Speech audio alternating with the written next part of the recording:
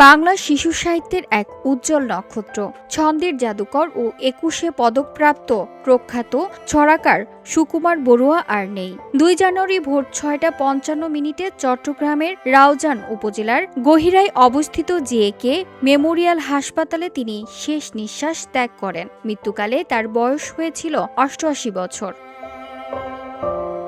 পারিবারিক সূত্র জানায়, দীর্ঘদিন ধরেই তিনি বিভিন্ন জটিল রোগে ভুগছিলেন। শুক্রবার ভোরে শ্বাসকষ্ট বেড়ে গেলে তাকে হাসপাতালে ভর্তি করা হয়। চিকিৎসকদের সর্বোচ্চ চেষ্টা সত্ত্বেও ফুসফুসে পানি জমে যাওয়ার কারণে তার শারীরিক অবস্থার অবনতি ঘটে এবং শেষ পর্যন্ত তাকে বাঁচানো সম্ভব হয়নি।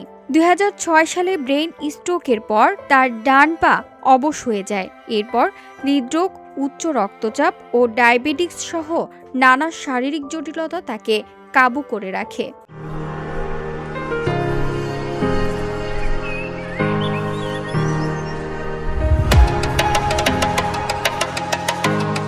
তার উল্লেখযোগ্য গ্রন্থগুলোর মধ্যে রয়েছে পাগলা ঘোড়া, ভিজে বেড়াল, এলোপাথারি, নানা রঙের দিন, সুকুমার বড়ুয়ার ১০১টি ছড়া, ছোটদের হাট, মজার পড়া ১০০ ছড়া, ছড়া সম্ভার ২ খণ্ড প্রভৃতি।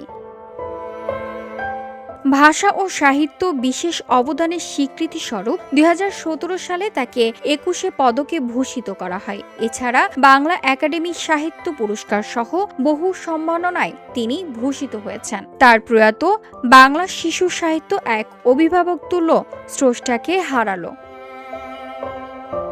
VOD Bangla news desk.